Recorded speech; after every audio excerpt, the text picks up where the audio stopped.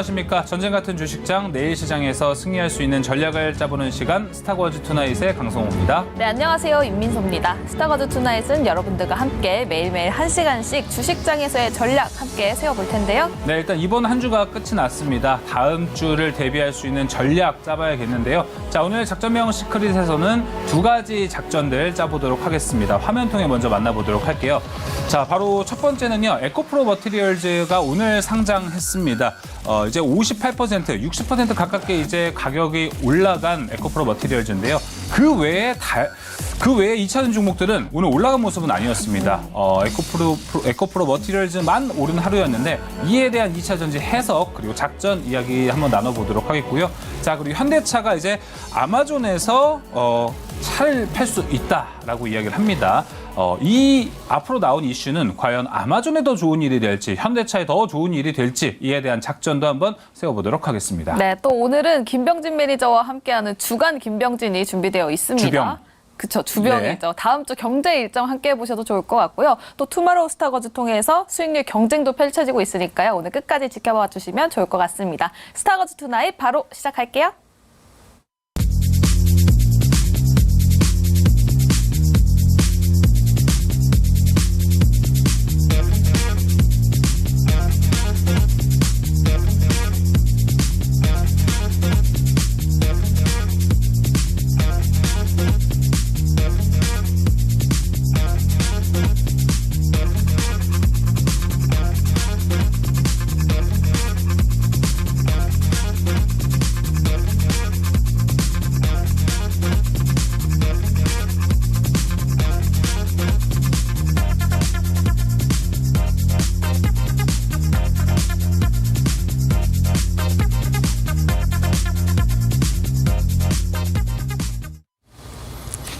네, 작전명 시크릿 시작해보도록 하겠습니다. 금요일을 책임지는 남자 MBN골드 김병진 매니저와 함께하도록 하겠습니다. 매니저님 안녕하십니까? 안녕하세요. 네. 자, 먼저 김병진 매니저와 이번 한 주가 어땠는지에 대한 이야기 나눠보기 전에 오늘 시장 어떻게 마무리가 됐는지부터 먼저 확인해 보도록 하겠습니다. 자, 오늘 우리 시장 일단 파란불이 켜졌습니다. 그동안의 상승세에 대한 조정이라는 측면을 보고 있는 분들도 많은 것 같습니다. 현재 코스피는 2,469, 0.74% 하락했습니다. 코스닥은 1.49%, 1.5% 가까이 빠진 하루였고요. 코스닥은 12포인트가 빠지면서 오늘 800선은 좀 무너지는 하루였습니다. 799까지 하락했고요. 자, 오늘 코스피 상승한 종목은요. 271개 종목, 코스닥 상승 종목은 396개 종목이 상승했습니다. 네, 다음 수급도 살펴보도록 하겠습니다. 코스피, 코스닥 모두 개인의 매수세만 강하게 나타났습니다.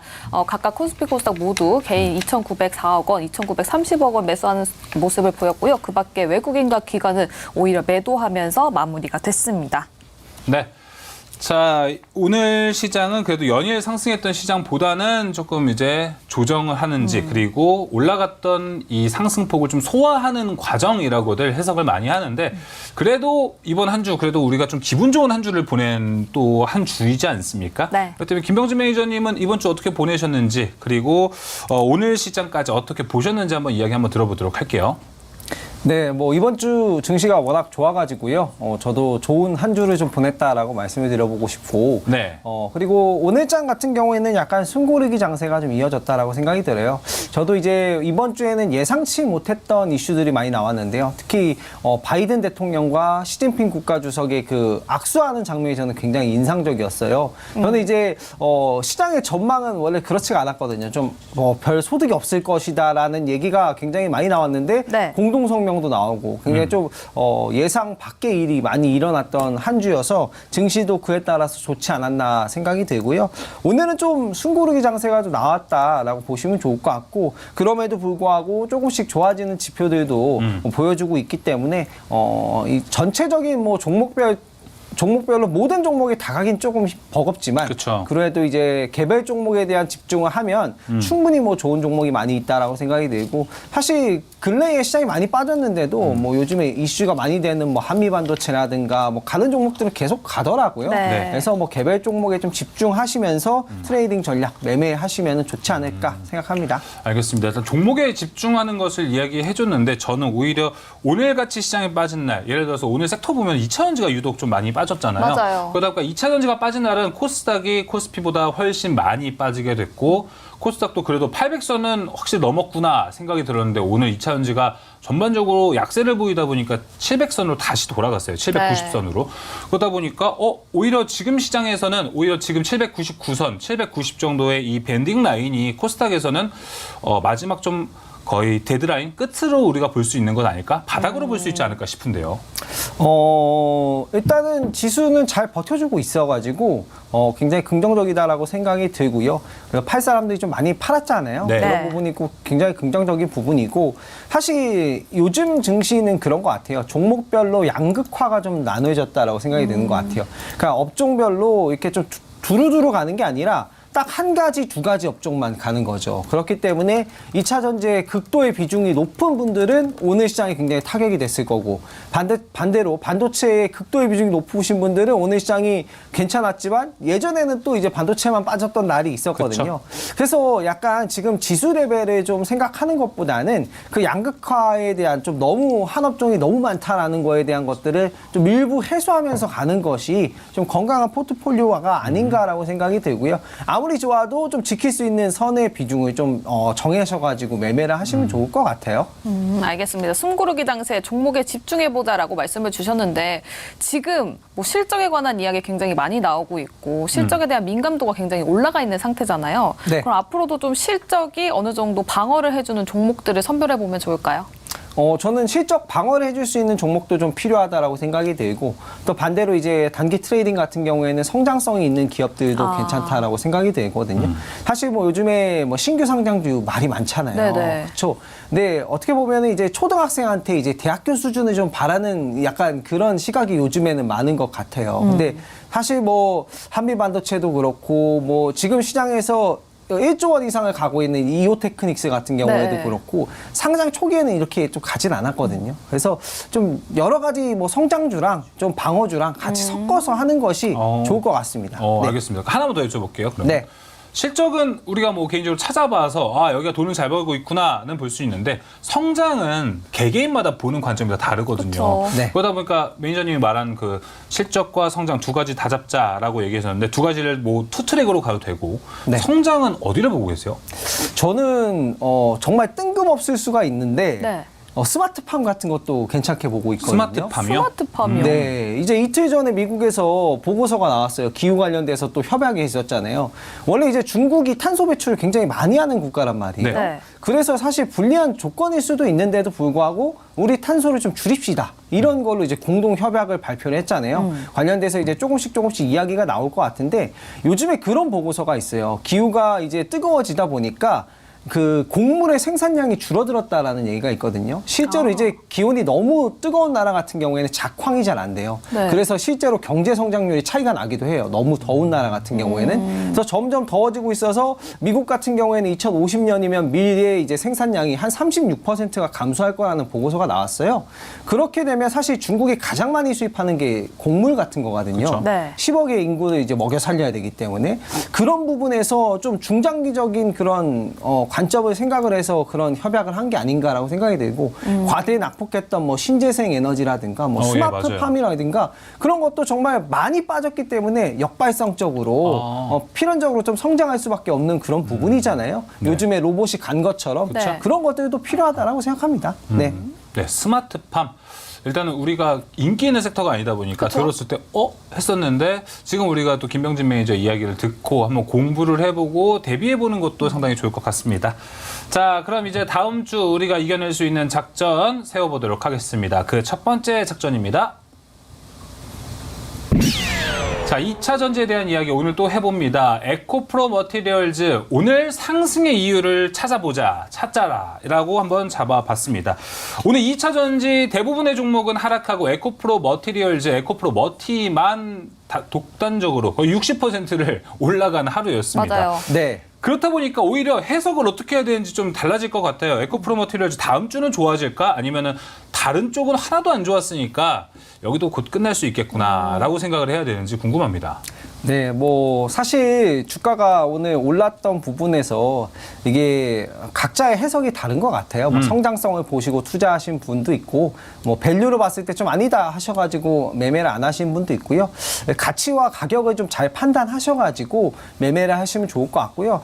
투자 수익에는 보통 크게 두 가지로 나눠요. 뭐 투기적인 수익도 있고요. 그리고 이제 투자적인 부분에서 정말 밸류에이션을 보고 매매해서 수익을 내는 경우도 있잖아요. 오늘 같은 경우에는 수급이 굉장히 좋아서 좀 올랐다라고 생각이 들고, 각자 여러분들이 이제 투자를 하실 때 주관이 분명히 있으셔야 된다라고 생각이 들거든요. 뭐 요번에 이제 에코프로도 굉장히 강했다가 눌렸던 것처럼 본인의 주관이 굉장히 투자에 중요한 부분이다라고 보시면 좋을 것 같고, 네. 오늘 제가 이제 에코프로 머티리얼즈 상장에 대해서 좀 이야기 드릴 수 있는 거는 밸류적인 부분은 좀 한번 설명드려보면 참고를 해보실 수 있겠다라고 생각이 예. 되고, 꼭 이 밸류적인 부분이 주가랑 뭐 커플링 된다라고 볼 그쵸. 수는 없어요. 맞아요. 그렇기 때문에 그 점도 좀 잘 참고해 보시면 좋을 것 같아요. 에코프로 머티리얼즈 상반기 실적 같은 경우에는 매출이 5,241억 정도 나왔고요. 영업이익이 5,200억의 매출에서 155억 원 정도가 나왔어요. 그럼 쉽게 말하면 영업 마진이 3% 정도 된다라고 보시면 좋을 것 같고, 순이익이 91억 정도 나왔다라고 보시면 좋을 것 같아요. 그래서 요번에 이제 이슈가 됐던 거는 3분기 실적에 대한 적자 고백인데요. 저는 이게 너무 솔직하고 좋았어요. 그래서 오늘 오히려 더 인기가 있지 않았나 생각이 들고, 3분기는 69억 원의 영업 적자를 기록했다라는 부분을 밝혔습니다. 그래서 현재 그냥 밸류에이션만 놓고 보면은 살짝 비싸 보이는 거는 맞아요. 근데 이제 2024년과 5년도에 성장세를 기대를 해가지고 주가가 좀 같다라고 보여지고요. 영업 마진이 지금 3% 정도 되잖아요. 그럼 이게 언제쯤 개선이 될까? 우리가 이런 부분을 좀 생각을 해봐야 되는데, 당장에 제가 생각하기에는 1년 내에 엄청나게 완벽하게 드라마틱하게 영업 마진이 3%에서 50%, 20% 개선이 될까는 솔직히 그렇게 생각까지는 안 들거든요. 그런 점은 좀 우리가 감안해 볼 필요가 있겠다라고 생각이 들고요. 네. 화면을 화면을 보면서 제가 2차 전지에 대한 밸류에이션 좀 얘기를 드려보도록 할게요. 최근에 이제 많이 2차 전지주들이 조정을 좀 받아서 이제는 정말 사야 된다라고 생각이 드는 종목들이 많이 보여요. 근데 이제 아직까지도 뭐 종목별로 해소가 안 된 종목들도 있기 때문에 종목별 차별화가 될 것 같고요. 한국의 이제 2차 전지가 유난히 또 강했던 이유 같은 경우에는 IRA 때문이라고 보시면 좋을 것 같아요. 그래서 최근에 이제 밸류에이션은 많이 내려와서 매력적인 부분이 됐다라고 보시면 좋을 것 같고, 글로벌 EV 배터리 성장 출하량을 좀 보셔야 될 것 같아요. 성장 전망 같은 경우에는 너무나도 좋다라고 보시면 좋을 것 같고요. 매출 부분을 제가 정리를 해온 부분이 있는데, 2025년 정도 되면은 현재 이제 글로벌 그 전기차 판매가 한 40% 정도 증가를 할 것 같아요. 지금보다는 훨씬 더. 그래서 그 부분을 감안을 해서 이 에코프로 머티리얼즈도 매출이 조 단위로 넘어갈 수는 있겠구나라고 보시면 좋을 것 같고, 관건은 밸류에이션으로만 관건을 따져본다면 영업 마진이 3%에서 더 개선이 될 것인가, 이 부분을 좀 보셔야 될 것 같고요. 그거에 대한 부분은 당연히 이제 뭐 원자재 가격의 변동성을 보셔야겠죠. 원자재 가격이 뭐 특히나 이제 전구체 핵심 원료가 니켈이에요. 니켈 가격이 계속해서 어떻게 움직여 주느냐, 이런 부분도 좀 중요한 부분인 것 같으니까요. 이 부분 좀 참고를 해보시면 좋을 것 같고, 아까 말씀드렸다시피 주식은 미인 대회잖아요. 네. 그렇기 때문에 인기가 많으면은 또 가질 수 있는 거라서 뭐 이거는 그냥 참고 사항이시고 각자 이제 판단에 맞춰서 매매를 하시면 좋을 것 같습니다. 에코프로 머티리얼즈 영업이익률 3%대라고 얘기해 주셨는데, 이 3%대가 현실적으로 봤을 때 높은 편인가요? 아니면 저조한 수준인가요? 높은 편이라고 볼 수는 없죠. 근데 이제 아무래도 원자재 비중이 좀 높기도 하고, 근데 뭐 다른 2차 전지 기업들도 영업 마진이 엄청나게 높진 않아요. 뭐 그러니까 에코프로비엠이 작년 한 해 영업이익률이 7% 정도 되더라고요. 네, 그쵸. 근데 이 기업은 뭐 전구체, 거기에 그 양극재를 만드는 전구체를 납품하는 기업인데, 마진율은 또 좀 낮은데, 뭐, 리포트나 뭐 이런 것들을 좀 살펴보면, 네. 당장 1년 내에 뭐 영업 마진이 엄청나게 오르기는 쉽진 않을 가능성이 좀 있겠다. 그쵸. 근데 그것 역시도 저는 또 전망이라고 생각이 들어요. 뭐, 마치 뭐, 시진핑 국가주석과 바이든 대통령의 악수 장면을 봤을 때 제가 머리가 띵 했던 것처럼. 네. 그리고 저번 방송에서도 11월쯤이면 금리 인하를 얘기를 할 것 같다고 제가 말씀을 드렸잖아요. 근데 다 틀려버렸기 때문에 네. 그런 전망보다는 그냥 종목에 집중하고 뭐 추세를 보신다면 추세를 좀 끝까지 보시고 그런 식으로 본인만의 이 방향성과 주관을 좀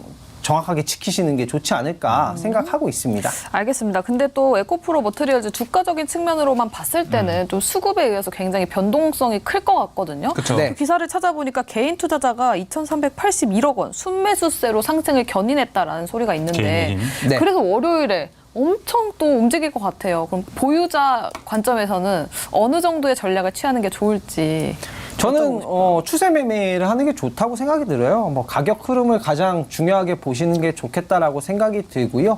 그 수급이 지금 너무 좋기 때문에 뭐 이걸 꼭 주식이 밸류에이션 따라 간다라고 볼 수가 절대 없어요. 그쵸. 뭐 밸류에이션이 싸도 계속해서 막 10년, 20년 동안 싼 기업들이 있기 때문에 그걸로만 평가를 하는 건 아닌 것 같고요. 네. 인기가 있으면 그 시대에 맞는 흐름에 있는 종목이면은 충분히 상승세를 보일 수 있다라고 보시면 좋을 것 같고 차트. 가격 흐름 안 무너지는지 보시면서 대응하시면은 또 단기 매매 하시는 분들이 아주 좋아하실 것 같아요. 수급이 좋아서. 단기 매매로라면은 에코프로 머티에 대한 거는 뭐 어느 정도 괜찮다. 그렇다면은 좀 우리가 2차 전지를 투자하겠다라는 마음을 가지고 에코프로 머티리얼즈를 보는 건 무리가 있겠네요.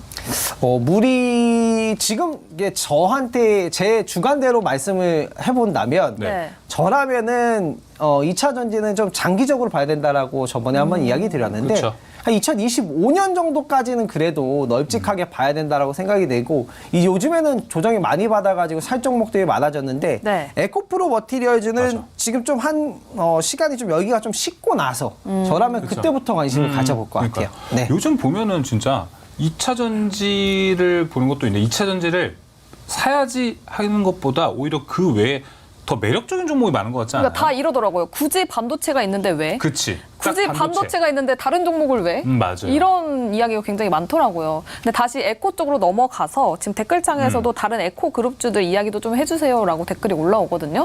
네. 어떻게 보십니까? 지금 에코 그룹주들 제가 또 찾아보니까 시티증권에서 에코프로 BM 한 달 내에 매도해라 하면서 또 그러니까요. 경고를 했더라고요. 네. 사실 이게 그 주가가 워낙에 많이 올랐기 때문에 그 조정폭이 컸다라고 생각이 들어요. 이게 모든 사람이 다 좋다 해서 다 샀기 때문에 좀 조정폭이 컸다라고 생각이 들거든요. 그래서 저도 이런 생각을 해요. 사실 가격적인 대응을 보시는 게 좋다라고 생각이 되고 업황은 분명히 또 이제 좋아질 거라고 생각이 되고 지금 2차 전지가 시대적으로 흐름이 인기가 있는 거는 맞아요. 그 뭐 예를 들면은 뭐 예전에 뭐 중세 시대 때 석유가 있었으면은 사람들이 쳐다도 안 봤을 거 아니에요. 근데 지금은 굉장히 고도로 발전된 문명이고 좀 탄소 배출이 안 좋다라는 거 아는 상황에서 2차 전지는 시대적으로 인기가 있을 수밖에 없단 말이죠. 그래서 저라면 가격이 안 무너지는 선에서 좀 네. 잘 지켜볼 것 같습니다. 네. 그렇다면 에코프로 BM, 에코프로 그룹주들을 벗어나서 그 외에 2차 전지도 같은 맥락으로 보시나요? 왜냐하면 요즘 2차 전지 얘기를 하다 보면 어디를 볼까요 하면은 의외로 장비 쪽 얘기하시는 맞아요. 분들 되게 많거든요. 근데 저는 거꾸로 장비도 2차 전지 섹터 전반적으로 올라가야 장비도 거기에 수혜를 받지 않을까라는 생각을 받아요. 그래서 굳이 지금 장비가 돈을 벌고 있어도 여기가 그 흐름을 이끌어오기는 쉽지 않을 것 같은 섹터인데 라는 생각은 들거든요. 네. 아무래도 지금 투자 축소를 좀 하고 있기 때문에 네. 그에 대한 실적이 아직 나오진 않았기 네. 때문에 장비주들도 그 한 번 투자를 할 때 돈을 확 벌었잖아요. 네. 그렇기 때문에 밸류에이션이 조금 다운되는 이제 모습을 보일 것 같아서 약간 그런 얘기들이 나온 것 같은데요. 2차 전지를 투자를 만약에 하신다면 저라면은 이제 단기간에 이런 리스크를 피하고 좀 장기적인 관점에서 보일 것 같아요. 뭐 예를 들면 뭐 매달 뭐 내가 2차 전지 정말 이거는 잘 될 것 같다. 뭐 전망이 너무 좋은 것 같다 하시면은 뭐 분할 매수로 매달을 뭐 간다든가 뭐 이런 전략을 취하는 게 낫고 오히려 이런 게 무서운 거죠. 뭐 내일 당장 오를 것 같아서 비중 100%를 오늘 다 실어버렸다.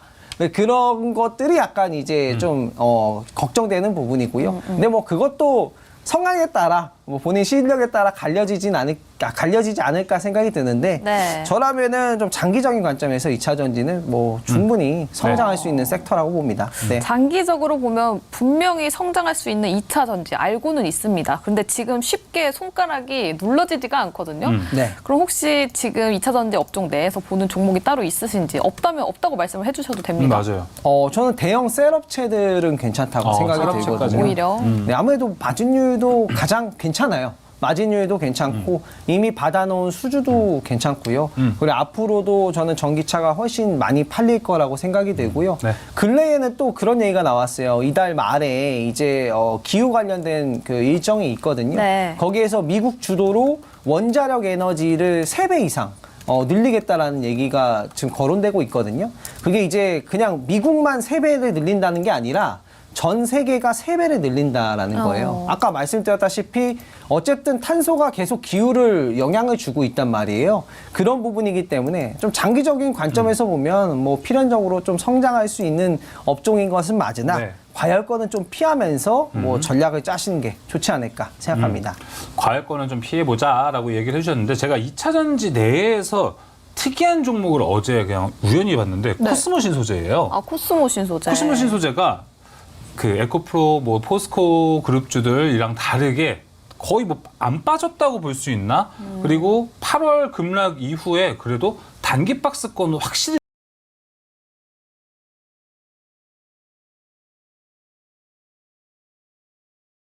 잡아서 궁금하다라고 생각이 들거든요. 네. 그러다 보니까 코스모신 소재는 지금 왜 덜 빠지고 그리고 여긴 따로 좀 어떤 포인트가 있는 건가? 좀 궁금은 합니다. 코스모신 소재 같은 경우에는 사실 뭐 양극재 쪽 뭐 대장주 그러니까요. 역할을 하는 거잖아요. 네. 지금 이게 어떻게 보면 굉장히 여러 가지를 생각을 해보셔야 되는데 삼성 SDI가 저는 생각이 나요. 삼성 SDI가 매출이 10조밖에 안 됐을 때 시가총액이 50조까지 갔거든요. 네. 그때 굉장히 거품 논란이 많았어요. 근데 사실 시간이 지나 보니까 계속 40조, 50조를 시총을 유지하더라고요. 그러다 보니까 요번에 매출이 20몇 조까지 올라온 거죠. 그러니까 이제 누군가는 그거를 이제 그 전망에 대해서 알고 있었든 그 전망을 좋게 봤든 그게 1년이나 먼저 선행돼서 수급이 들어왔단 말이에요. 네. 그런 경우도 완전히 배제할 수는 없기 때문에 저는 가격 흐름 보시면서 아니면은 뭐 정말 장기적으로 분할 매수를 한다든가 이런 쪽으로 해서 리스크를 낮추시면서 보시는 것이 좋다라고 생각이 들고 2차 전지 대장주들은 다 관심권에 두시긴 하셔야 된다라고 생각이 들어요. 네. 알겠습니다. 지금 2차 전지 내에서 지금 하단에 나가고 있는 말처럼 가격과 가치를 신중하게 판단을 해서 투자를 해보시면 좋을 것 같습니다. 예. 그럼 두 번째 작전으로 넘어가 보도록 할게요. 네, 두 번째 작전명 더 좋아질 자동차 섹터입니다. 일단 오늘 이런 소식이 있었어요. 현대차 이제 아마존하고 같이 협업을 해서 아마존에서 차를 판매할 수 그러니까요. 있다라는 소식이 전해졌습니다. 근데 사실 이게 현대차 입장에서는 좋은 건지 나쁜 건지 저는 판단하기가 조금 힘들더라고요. 왜냐하면 네. 온라인 판매에서 굉장히 좋은 이점이 싸게 사는 거잖아요. 네. 비교를 해보고 싸게 사는 건데 뭐 지금은 파트너사가 현대차밖에는 없지만 앞으로 좀 늘어날 텐데 네. 그럼 거기서 가격 경쟁을 하지 않을까요? 저는 가격 경쟁을 해도 요즘에 현대차 보면은 정말 잘 팔리는 것 같고 지금 미국 시장에서는 테슬라 다음 점유율이 현대기아 차더라고요. 네. 물론 테슬라가 54%긴 해요. 전기차에서.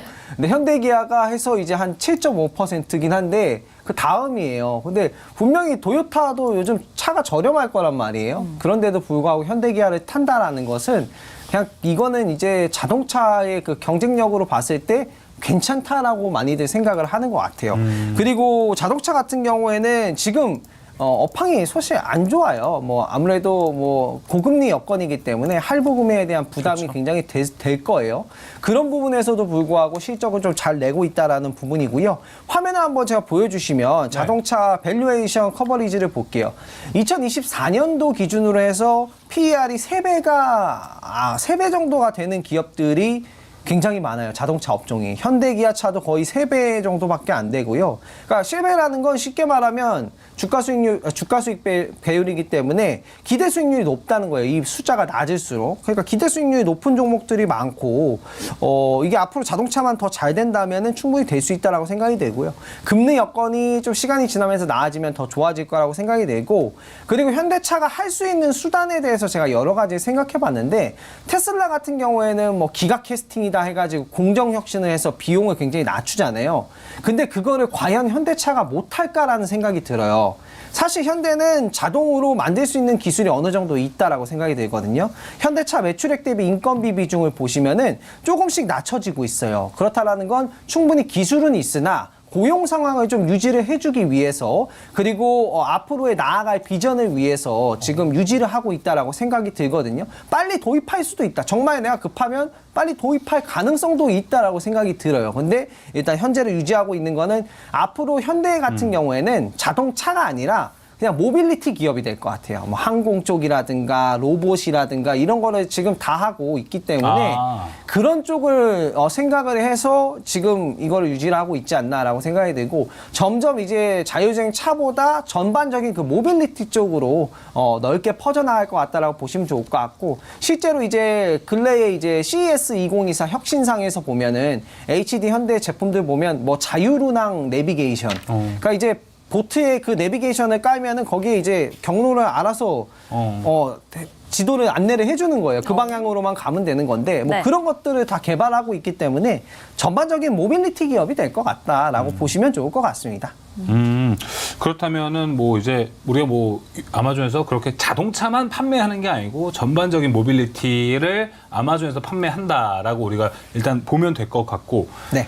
그렇다면은 오히려 저는 아마존 입장을 생각해 보고 싶어요. 일단 현대차도 얻을 건 있겠죠. 서로 아마존이나 현대차나 이렇게 계약을 맺었다는 건 서로 윈윈하는 부분이 있을 거라고 생각하는데, 저는 근데 아마존이 얻을 게 더 많다라는 생각이 드는 게, 어떻게 보면 차도 금융상품 중에 하나라고 하잖아요. 네. 근데 아마존의 유통 안에 금융상품이 들어온다는 거는 커버리지가 엄청 커질 것 같다는 생각이 듭니다. 네. 저는 좋게 보고 있는 게, 현대차가 지금 IRA 법안에 대한 그 보조금을 못 받아요. 왜냐하면 미국에서 만들어진 자동차만 IRA 보조금을 받을 수 있는데 그걸 테슬라가 받고 있잖아요. 네. 그럼 현대차는 무엇을 받고 있냐? 바로 리스를 받고 있어요. 그렇죠, 리스가 IRA가 되기 때문에. 그래서 아마도 아마존에 가서 리스가 되는 그런 자동차를 판매하지 않을까라고 생각이 되고, 현재 이제 그 점유율이 7.5%인 거는 일반적인 대중들이 타기보다도 그 특수 목적 차량 있잖아요. 뭐 사업 장에서 사용하는 그런 전기차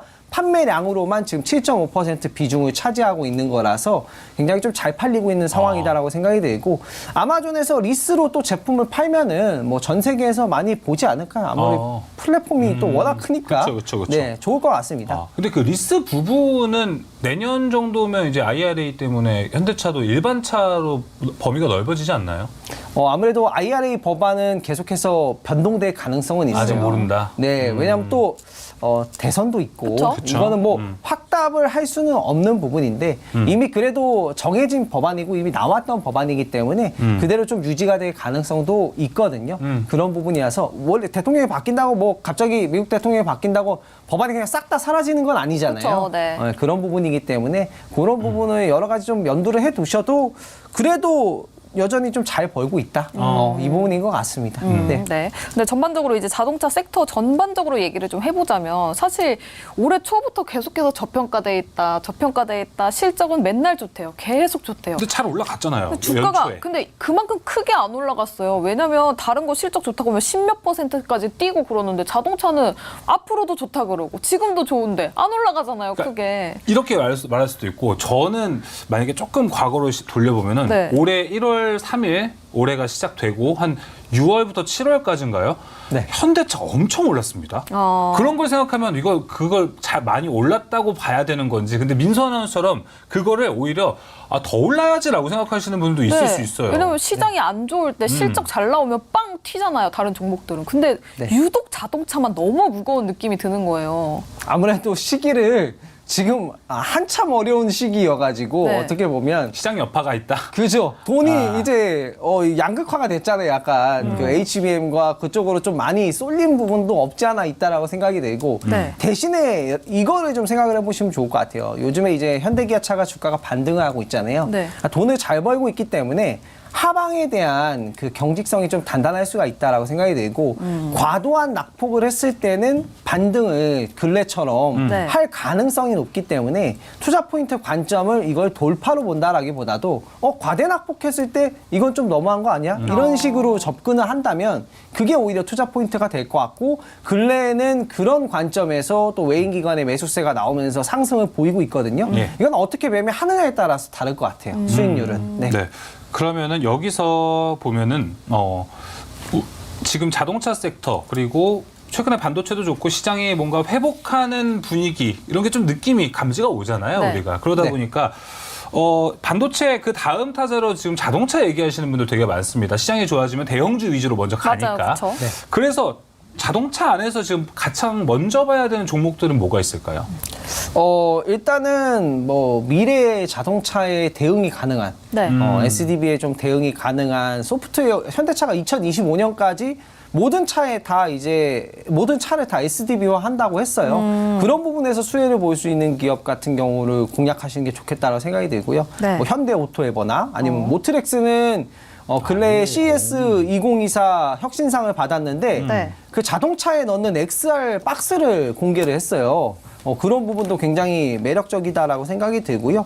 이런 자율주행차, 미래 자동차에 좀 수혜를 받을 수 있는 기업들을 보시는 게 좋지 않을까. 자율주행 쪽으로. 자율주행 많이 보나요, 근데?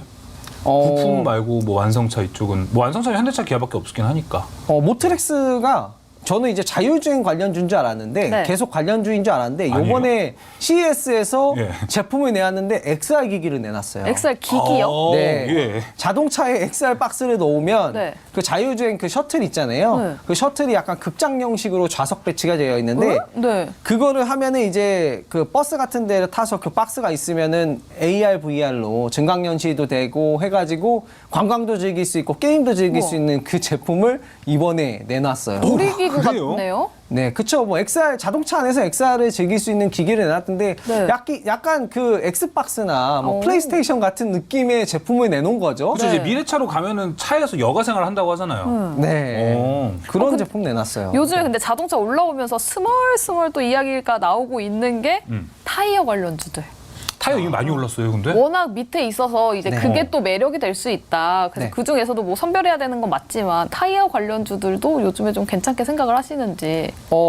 나쁘지 않다라고 생각이 되고, 근데 근래에 많이 올라왔던 점은 좀 부담이 될 수는 있을 것 같아요. 실적이 좋았다고 하더라고요. 네, 실적이 또 너무 좋았고 그게 반영이 돼 버렸어요. 아. 그렇기 때문에 포인트를 좀 잘 잡으셔서 뭐 무조건 나는 비싸게 사겠다보다도 좀 적절한 흐름 보면서 좀 가격 잘 찾아가고 지지선 잘 다지면 그때 매매를 하겠다 이런 식으로 차트 잘 보시면서 대응하시는 게 좋지 이게 않을까. 또 전기차가 잘 팔릴수록 좋은 게 전기차는 특히 타이어 저기서 타이어가 더 비싸죠. 네, 소모가 그리고 빠르대요. 급제동하고 이렇기 그쵸, 때문에 그쵸. 그래서 그럴수록 좀 더 타이어가 유망할 수도 있다라는 얘기도 있어서 한번 여쭤봤습니다. 맞아요. 타이어 교체 주기도 지금 RE라고 하죠. 네. 그게 지금 다가오는 시즌이기도 해서 타이어가 좋다고 하는데 네. 아쉽습니다. 한국 타이어 너무 많이 올라갔어요. 그러니까요. 예. 이번 주에 예, 그렇습니다. 못 잡았습니다.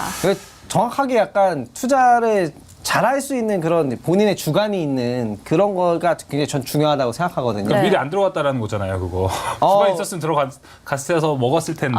그죠. 예. 소 있고 외양간 고치지 마라. 그러니까. 근데 이제 뽕이다. 이렇게 아이디어가 굉장히 좋으셨던 것 같아요. 저도 약간 이런 개인의 주관을 굉장히 중요하게 생각해서 네. 저런 투자 포인트가 있으면은 뭐 맞아요. 어떤 종목이든 이겨낼 수 있지 않을까요? 네. 참 타이어주가 박스 공간에 오래 걸리긴 했는데 이렇게 오르는 거 보면은 모든 주식이 진짜 언젠가는 오르는구나. 그쵸. 이렇게 좀 생각이 듭니다. 네. 자, 이렇게 다음 주 시장 대비할 수 있는 작전 두 가지 한번 짜봤습니다. 자, 그럼 다음 주에는 어떤 경제 일정이 준비되어 있는지 넘어가 보도록 하겠습니다.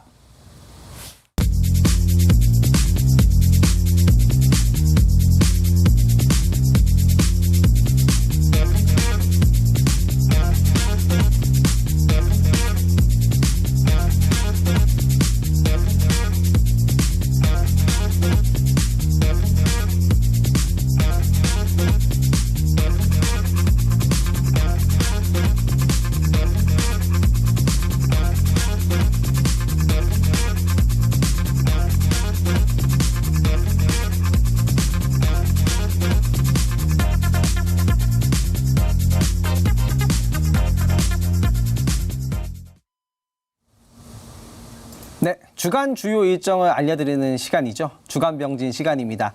자, 오늘도 다음 주를 준비하자라는 마음으로 좋은 이슈들 제가 정리를 해왔으니까요. 다음 주 미리미리 대응하시는 자료 제가 소개를 해드리도록 하겠습니다. 자, 그러면 월요일부터 한번 보도록 하겠습니다. 자, 월요일 보시면요. 여러 가지 이슈가 있어요. 저는 이제 가장 눈에 띄는 이슈가 두 가지라고 보시면 좋을 것 같은데요. 첫 번째는 영국 국빈 방문. 윤석열 대통령님께서 영국 국빈 방문을 하고요. 그리고 경제사절단이 동행을 한다라고 보시면 좋을 것 같아요. 우리나라에선 20일쯤 떠나게 되면 아마도 21일쯤 뭐 도착하셔가지고 본격적인 일정이 되지 않을까라고 생각이 들고요. 여기에서 이제 영국의 수넥 총리님과 정상회담을 가질 수가 있다라는 얘기가 나왔고요. 양 국가는 디지털, 인공지능, 그리고 사이버 안보, 그리고 원자력 발전, 방산에 대한 분야를 논의를 하겠다라는 부분이 나왔기 때문에 관련한 종목들이 아마 월화에는 좀 반등세를 보여줄 수 있지 않을까라고 생각이 되고요. 한영 비즈니스 포럼과 한영 최고과학자, 과학기술 미래포럼 같은 것도 준비가 되어 있다라고 보시면 좋을 것 같고, 런던 금융특구 시장 주최 만찬 같은 것들이 되어 있는데, 이 금융특구 만찬에서는 우리나라 기업들 이제 경제사절단이 이제 만난다라고 보시면 좋을 것 같아요. 이 점 좀 참고해 보셔가지고 관련한 테마 이슈 종목들 보시면 좋을 것 같습니다. 자, 그리고 또 이제 제가 주요하게 보고 있는 일정 중에 하나는 세계 전파통신 회의예요. 이게 이제 본격적으로 6G에 대한 얘기가 나온다라는 소식으로 보시면 좋을 것 같고요. 여기에서 이제 향후에 우리가 사용하게 될 6G 주파수 대역대를 선정할 가능성이 굉장히 높은 상황이라서 그 주파수 대역대가 선정이 되면 어떤 일이 발생을 하느냐? 그 주파수 대역대에 맞는 통신 장비에 대한 발주가 이루어지겠다라고 보시면 좋을 것 같아요. 그래서 이 통신 장비 업종이 굉장히 큰 수혜가 될 수 있다라고 보시면 좋을 것 같고, 2019년도 이후로 5G에 대한 투자가 이제 이루어지지 않아서 통신 장비 기업들이 실적이 굉장히 좀 많이 무너진 상황인데, 이러한 이슈는 굉장히 큰 호재가 될 수 있겠다라고 보시면 좋을 것 같습니다. 그리고 올해 세계 전파통신 회의 같은 경우에는 190개국이 190개국의 정부가 참여를 한다라고 보시면 좋을 것 같고, 앞으로 6G가 본격화된다라는 것은 정말 AI 시대, 자율주행 시대, IoT의 시대가 도래한다라는 거, 이걸 좀 참고를 해보시고 관련한 테마와 종목들 참고해 보시면 좋을 것 같습니다. 자, 화요일로 넘어가서 화요일 일정 보도록 하겠습니다. 자, 화요일 일정을 한번 보면요. 일단은 말로 설명을 드려보도록 할게요. 화요일 일정을 보면 국내에 이제 상장하는 기업이 두 종목이 있다라고 보시면 좋을 것 같아요. 동인기현이 상장을 하고요. 이 기업 같은 경우에는 아웃도어 OEM 기업이라고 보시면 좋을 것 같아요. 그리고 두 번째는 에코아이라는 기업이 상장하는데, 에코아이는 탄소 배출권 전문 기업이라고 보시면 좋을 것 같습니다. 그런데 요즘에 이 신규 상장주에 대한 실적 논란이 굉장히 많아요. 그렇기 때문에 이 투자자분들이 이 기업에 대한 뭐 모멘텀이라든가 사업 같은 거 잘 판단하셔가지고 보시는 게 좋겠다라고 생각이 되고요. 엔비디아 실적 발표가 있다라고 보시면 좋을 것 같아요. 엔비디아에 대해서 요즘 굉장히 많은 이슈들이 있는데요. 엔비디아 같은 경우에는 마이크로소프트가 이제 GPU를 발표를 했죠. GPU를 만들겠다라고 발표하고 차세대 CPU도 발표하면서 엔비디아의 포지션이 좀 애매해지는 거 아니냐라는 얘기가 나와요. 왜냐하면 엔비디아가 현재 AI 칩 시장 점유율이 80%이기 때문이거든요. 근데 현재 시장에서 전망하고 있는 건 이 실적 발표 자체는 컨센서스대로 나올 가능성이 굉장히 높다라는 전망치가 있기 때문에 실적은 굉장히 괜찮다라고 보시면 좋을 것 같고, 엔비디아는 이에 대항해서 뭐 H200 같은 제품 주기를 단축해서 내놓고 있고, 쿠다 생태계를 강화하는 등 그런 모습을 보여주고 있기 때문에 실적에 대한 부분 너무 크게 우려하지 말고 일단은 보자라고 보시면 좋겠습니다. 자, 다음 수요일로 넘어가서 보도록 하겠습니다. 수요일 같은 경우에는 국내에서는요, 그린 비즈니스 위크가 열린다고 보시면 좋을 것 같아요. 구체적으로 보면 신재생 에너지주들이 수혜를 받을 수가 있겠죠. 이런 부분에서 관련한 종목들 보시면 좋을 것 같다라고 보시면 좋을 것 같고요. 그리고 넷플릭스 오징어 게임 더 챌린지가 공개가 됩니다. 이게 뭐 오징어 게임 후속탄이 아니고요. 이 오징어 게임을 이제 약간 모사한 실제 이제 게임 같은 그 챌린지를 한다라고 보시면 좋을 것 같아요. 진짜 이제 약간 오징어 게임의 현실판 느낌이라고 보시면 좋을 것 같은데 관련한 종목들 충분히 움직여줄 수 있으니까 체크를 해보시면 좋을 것 같다 보시고요. 그리고 FOMC 회의록이 발표됩니다. 그리고 미국 근원 내구재 수주, 그리고 기존 주택 판매 이런 것들이 나오고요. 미국의 신규 실업수당 청구 건수 발표가 되는데 이것도 시장에 굉장히 영향을 줄 수 있는 이벤트라서 참고를 해보시면 좋을 것 같습니다. 다음 날짜로 넘어가 보도록 할게요. 자, 목요일로 넘어가 보겠습니다. 목요일 같은 경우는 보면은 바이오 컴팩스가 개최가 된다라고 보시면 좋을 것 같아요. 그리고 하이브의 세븐틴 미니 11집이 공개가 되는데 요즘 엔터주들 주가가 많이 하락했는데 이번을 기점으로 좀 반등을 보이는지 보시면 좋을 것 같다라고 생각 들고요. 그리고 미국 같은 경우에는 추수감사절로 휴장을 한다라고 보시면 좋을 것 같습니다. 일본도 휴장에 들어간다. 참고해 보시고요. 금요일로 넘어가 보도록 하겠습니다. 자, 금요일은 신규 상장하는 종목들이 있습니다. 한선 엔지니어링이 상장하고요. 그리고 그린 리소스가 상장을 한다 보시면 좋을 것 같아요. 그리고 미국의 블랙 프라이데이가 본격적으로 진행이 되고요. 가장 또 중요한 두 가지 일정이 있죠. 알츠하이머 학회 컨퍼런스 개최된다 보시면 좋을 것 같고 오펙 플러스 장관급 회의가 이루어진다고 보시면 좋을 것 같습니다. 네. 자, 다음 주 일정들 모두 확인해 봤습니다. 좀 굵직굵직한 것들 보면요. 월요일에는 이제 세계 전파통신의 6G 논의가 있고요. 화요일 엔비디아의 실적 발표 있고요. 수요일에는 FOMC 회의록 발표가 있습니다. 목요일 세븐틴 엔터 쪽으로 가서 세븐틴의 미니 11집이 공개가 되고요. 네. 금요일 알츠하이머 임상시험 컨퍼런스 대회, 미국 블랙 프라이데이 이렇게 좀 굵직굵직한 일정들 위주로 말씀을 드렸습니다. 네. 자, 다음 주 일정 모두 확인해 봤고요. 이제 다음 주 김병진 매니저는 어떤 종목으로 승부를 볼지 투모로우 스탁워즈로 넘어가 보도록 하겠습니다. 네, 또 투모로우 스탁워즈는 룰이 있죠. 그렇죠. 수익률 경쟁이 펼쳐지고 있습니다. 룰부터 먼저 말씀드리도록 할게요. 네, MBN골드 5인 매니저의 수익률 대결이 펼쳐지고 있습니다. 출연 당일에 한 종목, 근데 김병진 매니저님은 두 종목이 편입이 가능하고요. 수익률은 매일 종가를 기준으로 합산값이 나갑니다. 방송 다음 날 거래일 지정가로 편입이 되는데 매수가에 도달하지 못했을 경우에는 시초가로 편입이 됩니다. 네, 목표가 터치 시 가격 전략 재설정 가능하고요. 손절가, 익절가 터치 시 포트 제외됩니다. 매도 언제든 가능하고 방송 다음 날 시초가로 매도됩니다. 월사회 자유투 찬스 전화 연결로 가능합니다. 순위 한번 살펴볼게요. 네, 개인 순위 보겠습니다. 1위는 여전히 한규수 매니저가 26% 수익률로 1위를 차지하고 있습니다. 2위에는 정종택 매니저가 13%, 그리고 백인현 매니저가 3위에서 11%를 보여주면서 2위와 3위, 현재 2%가량 차이가 나고 있습니다. 예, 이어서 종목별 순위도 한번 살펴보도록 하겠습니다. 자, 1위에는 한교수 매니저의 칩셋 미디어가 부동의 1위를 지키고 있습니다. 17.95%. 2위 정종택 매니저의 슈어소프테크, 그리고 3위도 정종택 매니저의 종목입니다. 지어소프트 9.69. 이름에 택이 들어가지만 소프트가 상당히 많습니다. 네. 자, 이렇게 순위 모두 살펴봤고요. 자, 이제 김병진 매니저와 함께 지난주 두 종목을 한 번 해줬기 때문에 리뷰를 좀 착실하게 해봐야 될 것 같아요.